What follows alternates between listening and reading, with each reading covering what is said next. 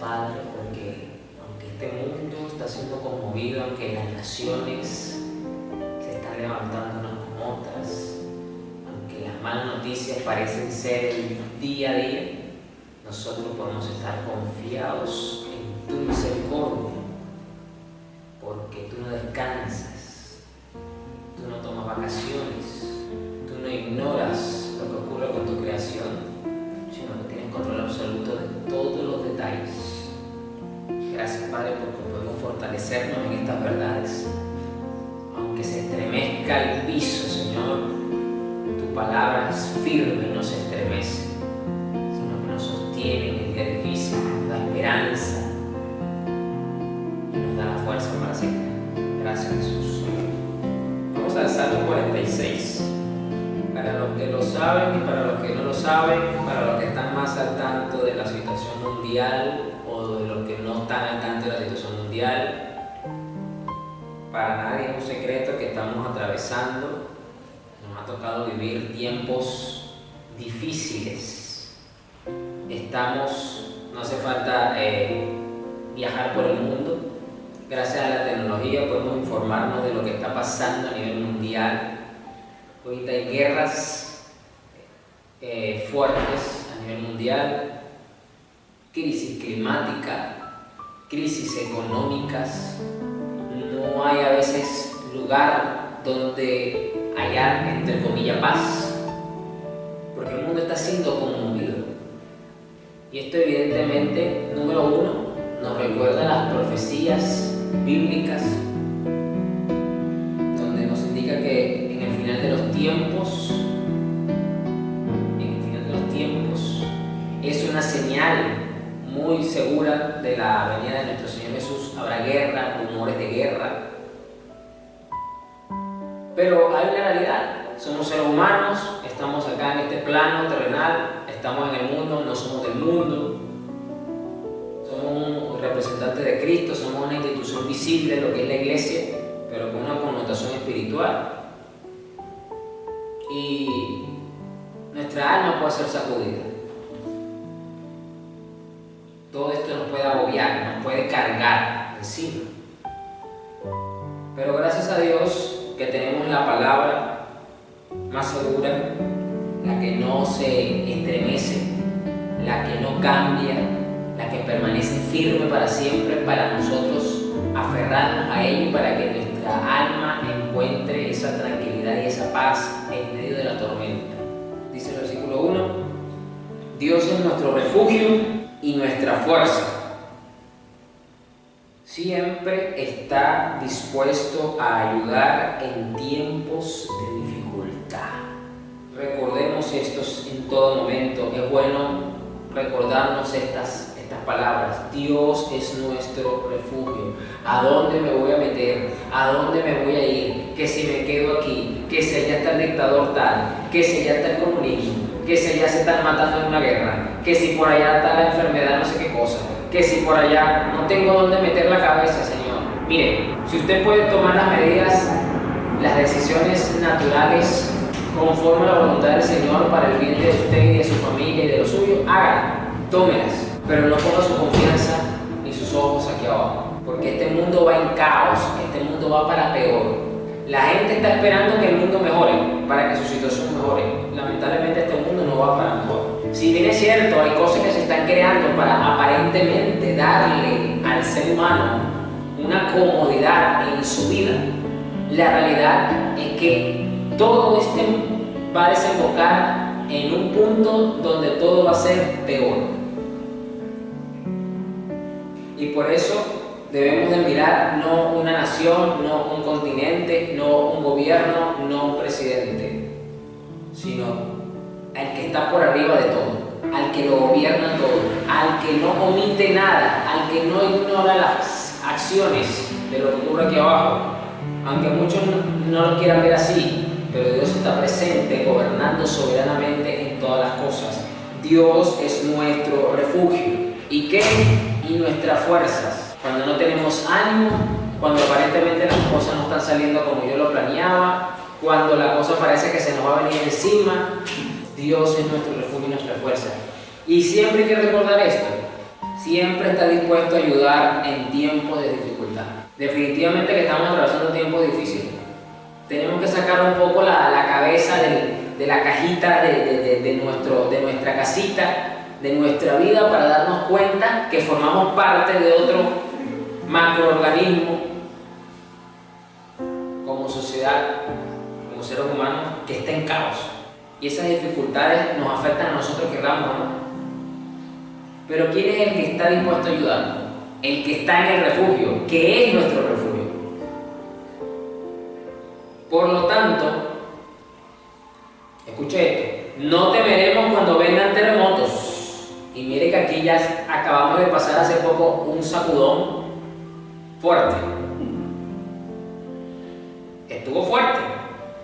Pero dice aquí, no temeremos cuando vengan terremotos y las montañas se derrumben en el mar. Aquí hubo hasta derrumbes en una vía importante que conecta con el mar. Se vieron derrumbes. Literalmente se vio esto. ¿Pero qué quiere decir esto? Entonces, que en nuestra humanidad no podemos sentirnos miedo de que nos muevan el piso y veamos como los grandes edificios y postes pareciera que nos van a caer encima. En lo natural es normal que tengan miedo de eso. Tenemos que protegernos, es lo natural. Buscar un sitio seguro, eso es normal. No es que usted se va a quedar en, no, yo me voy a quedar aquí debajo del edificio. Yo estoy viendo que el edificio se está cayendo, pero como Dios me protege, yo me voy a quedar aquí. No, la Biblia también dice que el sabio ve mal y se aparta.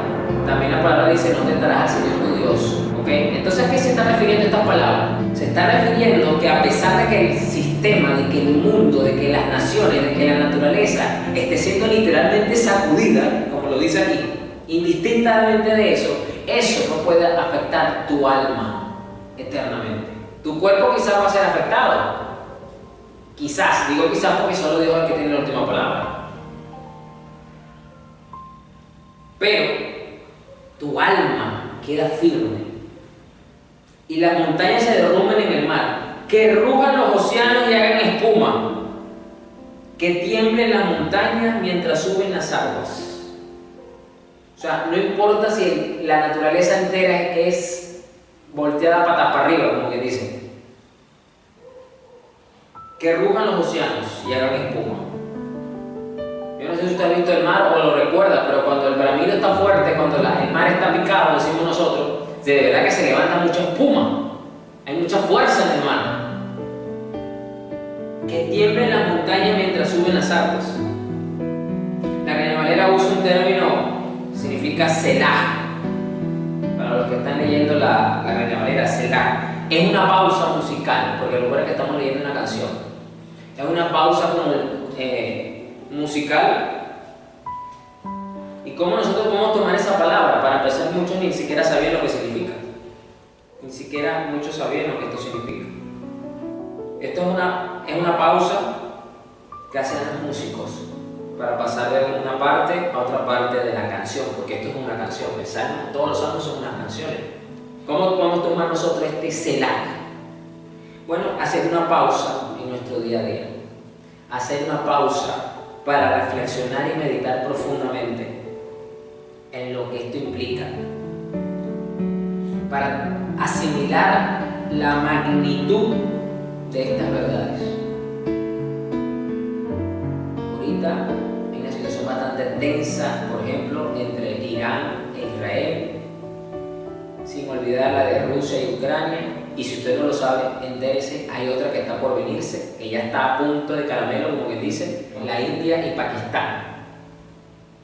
No voy a entrar en estos temas ahorita, pero ahí se lo dejo de tarea si usted quiere averiguar. Y usted puede decir, bueno, pero eso es para allá, eso es para el lado del mundo, nosotros estamos bien lejos, pastor, eso no importa, eso no nos afecta a nosotros. Les recuerdo que estamos viviendo en un mundo muy interconectado y de alguna forma u otra el planeta entero es afectado. Les recuerdo la Primera y la Segunda Guerra Mundial. Era lo mismo, esa gente estaba por allá, bien lejos de América Latina, echándose plomo y matándose y derramando sangre y destruyéndose por allá. Pero América también fue afectada. Ahí se lo dejo de tarea. De alguna forma u otra fue afectada. Entonces nosotros como hijos de Dios tenemos que tener puestos definitivamente los ojos en la mirada de arriba, mirar estos acontecimientos que si bien es cierto son negativos, porque yo ni yo ni usted deberíamos desearle la muerte a nadie, ni mucho menos que use la violencia para dirimir sus diferencias. Pero también es cierto que por causa del pecado se ven estas cosas. Esto no se trata de que el bando bueno o el bando malo, quién tiene la razón y quién no la tiene, para ponerse de un lado o ponerse del otro. No, esto hay que entenderlo desde la raíz del problema. Esto es un problema pecaminoso. Porque antes de la entrada del pecado no había problema de ningún tipo. Llegó el pecado y empezaron a aparecer todo este tipo de problemas. Entonces aquí la cuestión es que solamente el príncipe de paz puede traer una verdadera solución. Primero redimiendo sus almas, quitando ese pecado, la naturaleza pecaminosa, para que haya paz en medio del conflicto. Pero tiene que haber una paz primero entre el hombre y Dios, para que luego venga una paz entre el hombre y el hombre. Eso es muy necesario, eso es fundamental. El problema es que todas estas naciones que ya acabo de mencionar, todas rechazan al príncipe de paz. Un río trae gozo a la ciudad de nuestro Dios, el hogar sagrado del Altísimo. Un río trae gozo. Si usted no lo sabe, pues entérese que la ciudad de Israel no estaba construida cerca propiamente de ríos, de fuentes de agua dulce.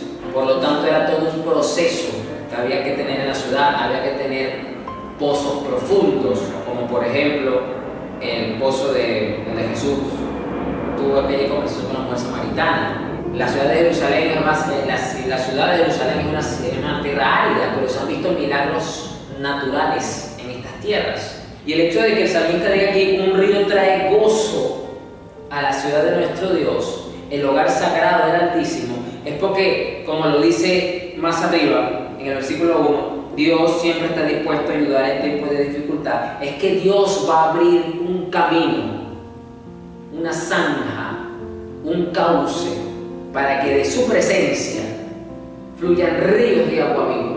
Entiéndase, los ríos de agua viva, esa expresión que sale precisamente en esa conversación de Jesús con la mujer samaritana, como aquello que emana de Dios y que le trae un beneficio a nuestra alma, a nuestra vida.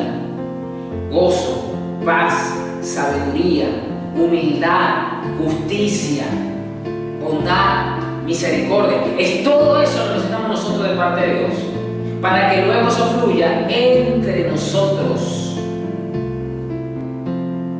Por eso es tan hermoso esta palabra, porque Dios está diciendo, indistintamente de la situación en la que te encuentres y lo que esté pasando en el mundo, yo voy a abrir un cauce para que mi río fluya, para que mi espíritu fluya, para que ustedes siempre estén provistos, porque yo soy su provisión. Y aquí yo siempre quiero aclarar esto, porque cuando lamentablemente uno usa estos términos, lamentablemente, por el mal llamado Evangelio de la Prosperidad, la gente asocia provisión, lo define automáticamente el cerebro cristiano como dinero. No estoy hablando de dinero, y aquí Dios tampoco está hablando de dinero. Les recuerdo, Dios provee dinero también, pero yo no estoy hablando de eso, no es mi enfoque, ni es el enfoque de esta palabra. Ni es el enfoque de esta palabra. Porque cuando la tierra es conmovida, cuando las montañas se derrumban, cuando los océanos están embravecidos, créanme que el dinero no puede hacer nada en contra de eso. Los ricos y los millonarios son los primeros que salen corriendo a los búnkeres que supuestamente están construyendo y a todas aquellas edificaciones que supuestamente están construyendo para protegerse. Ahí lo va a alcanzar el juicio de Dios, ahí lo va a alcanzar la ira de Dios, ahí lo va a alcanzar lo que Dios diga que lo va a alcanzar. Es más, así la tecnología avance y ahora se diga que se van a ir al espacio porque construyeron refugio en el espacio, si Dios lo permite, hasta ahí lo va a alcanzar. Un río trae gozo a la ciudad de nuestro Dios. Esto es un contraste claro, porque arriba nos viene hablando de terremotos, nos viene hablando de montañas que se derrumban, nos viene hablando de océanos que rugen. ¿Y qué produce todo eso?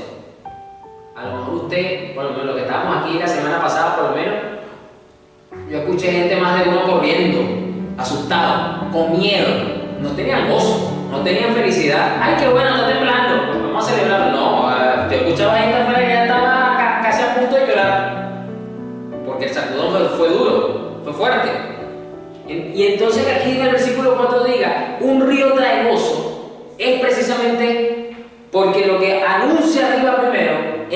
condición actual del mundo. Esto es cuando la gente ve la noticia, ¿esto qué es lo que hace? La gente se preocupa, la gente se llena de ansiedad, la gente se angustia, la gente se deprime, llegan hasta el punto del suicidio, andan en amargura, andan en una condición totalmente negativa que afecta, que consume el alma de la persona. Y que Dios diga aquí en el versículo 4, un río trae gozo a la ciudad de nuestro Dios. Es precisamente la provisión que Dios está trayendo para que lo que está pasando afuera, para que lo que tú veas y escuches, porque tampoco se trata de desconectarte. Hay cristianos que son radicales por el bien de sus almas. Eso es una medida temporal, pero eso no es lo que Dios quiere, porque ellos se quieren desconectar para evitar ser afectados. No, es que pastor, yo no veo noticias. Yo no leo noticias, ni veo noticias, porque no quiero que eso me afecte. Está bien, eso puede ser una medida temporal, pero tú no vas a pasar el resto de tu vida hasta que llegue Cristo en esa condición, porque tú no vas a vivir desasociado, divorciado de tu entorno. No puedes hacerlo. Aparte de que no puedes evitar leerlo o escuchar una conversación, un comentario. O sea, por algún lado te va a llegar la información.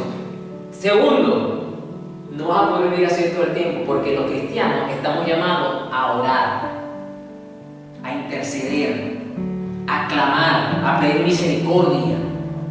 Entonces, ¿por qué tú vas a pedir misericordia? ¿Por qué vas a pedir misericordia?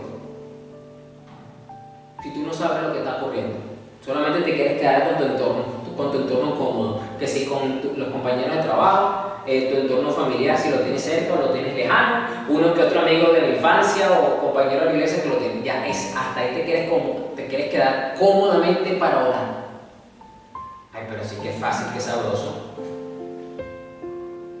Suficiente con eso, pastor, porque es que la carga la lleva Cristo. No pongamos excusa. Dios habita en esa ciudad, no puede ser destruida. En cuanto despunte el día, Dios la protegerá. Tu alma y mi alma no puede ser destruida, porque esa es la ciudad donde Dios habita. Esa es la ciudad donde Dios habita. Tú y yo somos el Jerusalén de Dios, porque esta es la ciudad, el templo vivo, la casa donde Dios dijo que iba a poner su nombre y puso su espíritu, y está con nosotros su espíritu. Entonces, ¿dónde habita Dios? El mismo Cristo dijo que si me amáis, guardáis mi mandamiento, y yo vendré y mi Padre vendrá y moraremos en vosotros. ¿Dónde tú moras? En una casa, en tu casa. Entonces Dios habita en esta ciudad y no puede ser destruida. No puede ser destruida, no porque la casa sea indestructible, sino porque el que vive en esa casa es indestructible y hace entonces que la casa sea indestructible. En cuanto despunte el día, Dios la protegerá. Miren, el versículo 6 en esta versión es literalmente lo que está pasando hoy día. Miren, las naciones se encuentran en un caos y sus reinos se desmoronan. Esto es literalmente lo que está pasando ahorita en el mundo. El mundo ahorita está en un caos, las naciones ahorita están en un caos y sus reinos se están desmoronando. Muchas de estas naciones que están en guerra, sus reinos, sus gobiernos ya están desmoronándose. No pueden cómo sostenerse, no saben qué hacer, no saben cómo seguir adelante. Se metieron en esos líos y ahora algunos en su orgullo y soberbia. Y me hizo recordar un proverbio que dice que antes del orgullo, antes de la caída viene el orgullo para sostenerse. Y sus reinos se desmoronan. La voz de Dios truena y la tierra se derrite. Y esto es lo que ocurre. No pasa nada en este mundo que Dios no permita o que Dios no lo haya ejecutado. Yo no sé si estas guerras son permitidas de un lado para otro para Dios juzgar naciones, que lo dice la palabra que lo hace. Si son juicios disciplinatorios, si son pagas por el pecado, yo no sé. Yo solo me remito a saber que Cristo dijo que en los últimos tiempos habrá rumores de guerras, y esto quiere decir que se van a ver con mucha más frecuencia, y eso es lo que ha venido pasando en los últimos 5 años. En los últimos 5 años para acá, este tema en particular de rumores de guerra y de guerra ya se ve casi que todos los años. Una nación se levanta contra otra, empiezan a pelearse, ¡pam! Y ahí está. Ya se ve algo más frecuente. ¿Por qué? Porque Cristo usó esto como una señal, también comparándolo con una mujer en dolores de parto. Cuando una mujer entra en dolores de parto, sabe que ya llegó su tiempo de dar a luz, porque empiezan las contracciones, empiezan las dilataciones. Pero el detalle está que las contracciones son cada vez más frecuentes y son cada vez más intensas hasta que le llegue el momento de dar a luz. Y es exactamente lo que está pasando ahorita. Porque desde que Cristo dijo esas palabras hace 2000 años para acá, evidentemente el mundo ha tenido guerra. No es que durante 1800 años no hubo guerra y hubo guerra ahorita. No, obviamente ha habido guerra durante todo este periodo de tiempo. Pero de unos años para acá, vamos a decirlo así, por decir un número, desde los últimos 100 años para acá, la frecuencia de esto y la intensidad de estas guerras han sido cada vez mayores. Pero dice que la voz de Dios truena y la tierra se derrite, indicando la soberanía de Dios está presente en todo momento. Y que hay consecuencias cuando Dios truena. El Señor de los ejércitos celestiales está entre nosotros. El Dios de Israel es nuestra fortaleza. El salmista tiene muy claro que Dios no está de brazos cruzados, simplemente ocupándose de otros asuntos y que no le importa lo que está pasando aquí en la tierra. No. A Dios. Dios está consciente de todas estas cosas. Así que por eso nosotros como pueblo, como iglesia, como sus hijos, podemos estar confiados, podemos estar tranquilos. Que sea lo que pase o no pase, o cómo pase, usted y yo debemos de estar confiados en el plan soberano de Dios. Para nosotros esto debe ser, todas estas cosas que están ocurriendo, estar confiados en que Dios tiene el control. Dios tiene el control.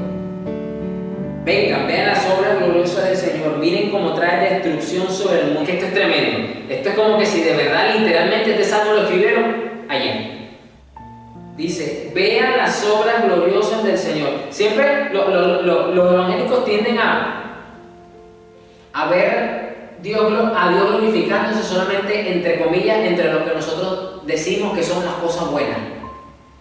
Cuando ocurre un milagro, cuando alguien se sana, cuando hay algo que beneficia a otro, decimos, gloria, Dios se está glorificando.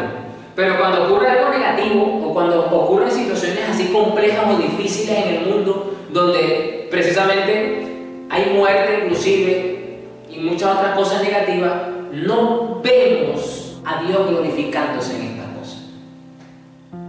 Tenemos que entender que el que Dios se glorifique es el hecho de que Dios resalte siempre y tenga la preeminencia y tenga la importancia y la honra por encima de todo, a pesar de lo negativo. Voy a poner un ejemplo muy sencillo que ocurre mucho en la iglesia. Pastor, yo quiero orar por fulano de tal, porque está en cuidado intensivo y vamos a orar para que Dios haga un milagro y se glorifique. ¿Qué es lo que está diciendo esa persona ahí? Que está diciendo que si la persona no se cura, no se sana y sigue su vida, es decir, si se muere, entonces Dios no se glorifique. Eso es lo que está diciendo la oración, porque así lo ven los cristianos. O sea que si esa persona se muere, Dios no se glorifica. Yo pregunto, ¿quién es el que tiene la autoridad final sobre la vida de alguien? No es Dios. Entonces si Dios dice, me lo llevo, entonces Dios no se glorificó. Dios no se glorifica. Si el dueño de la vida es Dios, el dueño del destino del ser humano está en la mano de Dios. Entonces tenemos que entender, amada iglesia, que sea lo que sea, el resultado que sea, Dios se va a glorificar. Dios se está glorificando. Dios lo sanó, gloria a Dios. Dios se lo llevó, gloria a Dios. Porque se está haciendo lo que Él dice, como Él dice, cuando Él quiere, con el que Él quiere. Porque Él es Dios, yo no soy Dios, tú tampoco eres Dios. Entonces, sea que ocurra una cosa o sea que pase la otra, Dios se está glorificando. Lo que pasa es que para nosotros puede verse como pedante o como desagradable, es la palabra que estoy buscando. Cuando voy a volver otra vez a poner el ejemplo de la persona que pidió oración por una persona X, que eso ocurre con mucha frecuencia, y ora, ¿no? Y llega la persona a los días y dice, bueno, les tengo una noticia, la persona por la que se oró aquí se murió. Va a ser muy desagradable que en ese momento, de los que estaban ahí, algunos digan, gloria a Dios. Sea honesto, humanamente hablando, usted lo va a tomar como que si fuera, como que si un comentario fuera negativo, como, uy, pero ¿por qué dice gloria a Dios? Porque dije gloria a Dios, no es mentira. Dios hizo lo que quiso con esa persona. Ahora, que la persona tenga una actitud pedante o una actitud como de agrado por la muerte, ay, eso es otro tema. Que lo diga con humildad, que lo diga con respeto, no debería verse mal. Pero si la persona dice, por ejemplo, uy, gloria a Dios, vale. Pero ¿por qué tú lo dices de esa manera? Parecería que como que la persona tenía un rencor, un resentimiento hacia esa persona y como que la muerte lo vio como una buena noticia agradable. Es diferente, ¿no? Pero Dios igual se va a glorificar. Por eso es que cuando nosotros pedimos una petición de oración, siempre iglesia recuerde añadir que Dios haga su voluntad. Porque muchas veces los cristianos ponen las oraciones, pero en el fondo lo que quieren es precisamente que se dé lo que ellos quieren. Que se dé lo que ellos quieren. Miren, nosotros tuvimos que asistir a una familia que estuvo con nosotros bastante tiempo. Y esta familia tenía un hijo mayor. Lamentablemente fue durante el tiempo del COVID. Esta persona le dio COVID y murió en el hospital. Esta hermana le costaba aceptar el por qué Dios se llevó a su hijo. Y esta persona durante mucho tiempo, el tiempo después del entierro y todo eso, durante mucho tiempo, varios años, inclusive ya de eso, ya ha pasado algo de tiempo de eso. Estamos hablando de cuando fue la pandemia, en el 2022, 2021, hace ya 5 o 6 años. Y hasta no hace mucho, hacía preguntas como, pero ¿por qué se lo llevó a él? ¿Por qué no me llevó a mí? ¿Por qué no se llevó al hijo de fulanito, que es esto, que es lo otro, que para allá, que es para acá? Que por qué si yo oré para que se sanara, Dios no lo quiso sanar. Y yo puedo entender que el apego de una madre, el amor de una madre es muy fuerte con sus hijos. Dicen que precisamente el amor de una madre es lo más parecido al amor de Dios en la tierra. Porque es un amor bastante fuerte, intenso, incondicional, a pesar de que su hijo sea lo que sea. La madre lo ama. Y yo eso lo entiendo. Pero le costaba darle la gloria a Dios.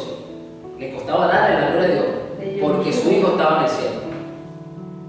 Le costaba. Aún sabiendo que su hijo estaba en el cielo, según su experiencia y según lo que muchas veces le dijeron, le costaba aún así darle la gloria a Dios. ¿Por qué? Porque en el fondo de su corazón, nosotros los cristianos muchas veces es que queremos que Dios cumpla los anhelos y los deseos de nuestro corazón por encima de su voluntad y por encima de su gloria. Porque queremos ser satisfechos nosotros. Eso es un ego muy profundo, un egoísmo muy grande. Tu amor por tus hijos o por cualquier cosa no puede estar por encima de la gloria y de la voluntad del Padre. No va a poder nunca ser así, no va a ser nunca. Yo me atrevería a decir inclusive que quizás esa relación de madre e hija, llegó a ser un obstáculo para que esa mujer, esa hija de Dios, tuviera una relación sólida con Dios, porque quizás se le estaba convirtiendo en un ídolo en su corazón y no se estaba dando cuenta, porque el corazón es engañoso y es una fábrica de ídolos. Versículo 8: vengan, vean las obras gloriosas del Señor, miren cómo trae destrucción sobre el mundo. Esto es difícil de verlo porque siempre tenemos la imagen de Dios, donde en Dios todo es bueno y sigue siendo bueno. Ojo con esto. Y el hecho de que aquí diga el salmista que el Señor es el que trae la destrucción sobre el mundo, quiere decir que esta destrucción es con un propósito mayor, que muchas veces nosotros no entendemos, no comprendemos o no sabemos, porque Dios ve mucho más allá que nosotros, entiende mucho más allá y sabe qué herramienta va a usar sobre las naciones del mundo. Esto es la primera vez que ocurre. Bíblicamente le voy a poner un ejemplo. Hubo una nación que hace muchos años fue potencia mundial. Fue como que dice la Estados Unidos de la época, pues, para que usted me entienda. Y ya hoy día esa nación todavía existe. Pero esa nación ya no es potencia mundial. ¿Por qué? Porque Dios decidió que así fuese. Le estoy hablando de la nación de Egipto. El Egipto ese que usted ve ahorita en las películas, en las pirámides, esa nación de ahorita fue una potencia mundial. Pero Dios la humilló, Dios la quebró. ¿Dónde usted lo puede encontrar, por ejemplo? El relato de Moisés. Dios lo usó para sacar al pueblo de Israel porque los tenían en esclavitud. El Egipto de esa época era una potencia mundial. Nadie se quería meter con Egipto. Era una potencia militar, social, cultural, todo. Igualito ahorita como Estados Unidos, por ejemplo. Y Dios los humilló. Dios los quebró. El punto final fue cuando mata a su faraón y a todo el ejército en el mar. Recuerden, los israelitas pasaron por el mar Rojo que se había abierto. Pasaron. Moisés tendió la vara y se cerró el mar. El mar, porque ahí venía el faraón con todos sus coroneles y generales con su gran ejército, los acabó. Esa nación que por muchos años anteriormente fue una potencia, Dios la quebró. Entonces, ¿Dios trajo destrucción sobre esa nación? Sí trajo destrucción sobre esa nación. Esa nación no la destruyó el diablo. Y usted lo sabe porque el que mandó las 10 plagas no fue el diablo, fue Dios. No fue el diablo el que vino a traer las plagas. Y yo sé que a lo mejor aquí en este punto muchos cristianos están como que haciéndole cortocircuito a la cabeza, como que tratando de ver esto como que, pero ¿cómo es posible? Dios es un destructor. Lo que pasa es que vuelvo y le repito, muchas veces asociamos las cosas negativas con maldad, con malicia detrás. El que Dios haya tomado como herramienta la destrucción no quiere decir que había malicia, porque Dios es santo, Dios es puro, Dios es justo, Dios es luz. Ese es el detalle de lo que ese es el detalle. Mire lo que dice: Él hace cesar, versículo 9, las guerras en toda la tierra, quiebra el arco y rompe la lanza, quema con fuego los escudos. Si Dios permitió la guerra, o las guerras, porque ya les he mencionado que son varias, y usted lo sabe, Él mismo la puede hacer cesar. Definitivamente que tenemos que confiar en lo que Dios está haciendo. Pastor, pero entonces eso no quiere decir que yo no puedo orar para que cese la guerra. Claro que usted puede orar que se cese la guerra, conforme a la voluntad de Dios. Pastor, pero la Biblia dice en Mateo, en el sermón de la bienaventuranza del Señor, que somos bienaventurados y somos pacificadores. Entonces nosotros tenemos que promover la paz, no podemos promover la guerra. Yo no le estoy diciendo a usted que usted se meta promotor de guerra. Yo solo le estoy diciendo a usted que usted ore entonces para que cese la guerra y que como coletilla siempre coloque: Señor, hágase tu voluntad porque tus planes son superiores y tú sabes lo que haces con las naciones del mundo. Poniendo un ejemplo, usted está pidiendo que cese la guerra como pacificador, pero eso no quiere decir que vas a ir en contra de la voluntad de Dios, porque a fin de cuentas Dios sabe lo que hace. Dios sabe cuándo permitió la guerra entre naciones y también tiene una fecha de caducidad. Que tú y yo no la conozcamos en otro tema, pero Dios sabe por qué lo está haciendo. Entonces de esto se trata, este hermoso salmo se trata de ver a Dios por encima de todo, controlándolo todo perfectamente. Que no hay ningún detalle que se escape de su voluntad, no hay ningún detalle que lo agarre de sorpresa, no hay manera. Que a ti y a mí nos agarraron de sorpresa con estas cosas, bueno, evidentemente porque no sabíamos que esto iba a pasar. Por ejemplo, a mí me agarró de sorpresa la guerra de Ucrania con Rusia, no me imaginé ver eso. Y esa guerra ya lleva rato, para que usted sepa, lleva como 3 años ya esa guerra. Y ahora la guerra de Irán con él y la otra. Dios mío, el mundo está llenando de guerra. Pero cuando yo veo esto, digo, pero no es la primera vez que pasa. No me tengo por qué preocupar. Si el salmista no se preocupó en su tiempo, ¿por qué yo me tengo que preocupar? ¿Por qué usted y yo, iglesia, nos tenemos que preocupar? ¿Por qué? Bueno, para todo, porque ahorita usted sabe, hay bombas nucleares y todas estas cosas, eso son cosas más peligrosas. Sí, es verdad. Y es que tú crees que en la época de que se escribieron estos salmos también no había tecnología peligrosa. Claro que había tecnología muy peligrosa. Entonces, dimensionemos no lo que está pasando en el mundo, dimensionemos al Dios que no cambia, que es el mismo ayer, hoy, siempre. Por eso dice, quiebra el arco, rompe la lanza y quema los escudos. Porque esa era la tecnología más avanzada de la época. Esto lo podemos decir igualmente ahorita. Quiebra las bombas nucleares, rompe los misiles y quema la artillería. Lo hace Dios. Versículo 10. Quédense quietos y sepan que yo soy Dios. Me gusta este versículo como lo dice. Quédense quietos. Tengan paz en su corazón. Confía, iglesia. Confía, hijo mío, hija mía. Que no importa lo que estés mirando. Yo soy Dios. No dejo de ser Dios. Diciendo este versículo, toda nación me honrará, seré honrado en el mundo entero. Dios sabe bregar con el soberbio, con la nación que se levanta por encima, creyendo que puede ser más que todos. Se lo diga ahí, Dios la ve. Dice, toda nación me honrará. ¿Cómo usted puede explicar que en medio de todo este caos las naciones lo van a honrar?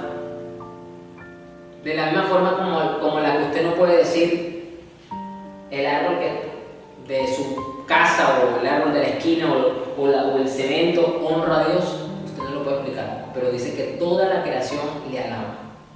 ¿Cómo usted se explica eso? El árbol que está plantado en la plaza de acá cerca o en la esquina, usted dice, pero ese árbol no se mueve, pastor, pero dice que toda creación le alaba. ¿Cómo le alaba el árbol? No sé. Pero yo solo sé que en la creación le alaba, así que ese árbol le alaba. Entonces, ¿cómo en medio de esta destrucción, cómo en medio de toda esta guerra, de todo este caos, las naciones le van a honrar? Yo todavía no lo entiendo.